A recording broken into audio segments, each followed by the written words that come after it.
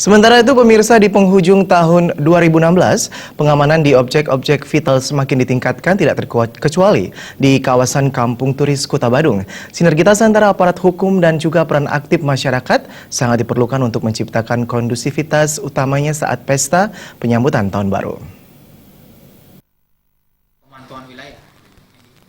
Lurah Kuta Iwayan Daryana menyatakan, menjelang pesta tutup tahun dan menyambut Tahun Baru 2017, kawasan Kuta akan selalu menjadi konsentrasi massa untuk merayakannya.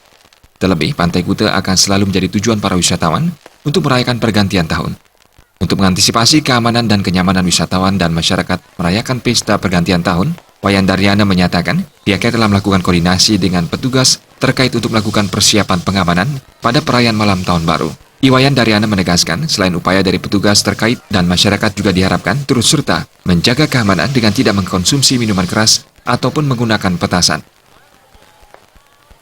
Untuk di Kelurahan Kuta, tentu kita bekerja sama dengan Desa Adat Kuta, Jero Desa, jadi mengkondisikan hal ini sebagai tindak lanjut kesepakatan itu.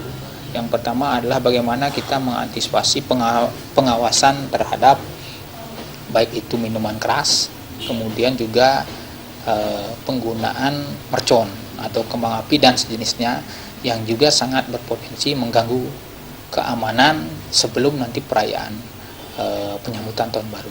Ini kita lakukan upaya antisipasi secara maksimal dengan melibatkan petugas-petugas kita yang ada di lapangan, baik dari Desa Adat maupun dari kita yang memiliki Satuan Limas.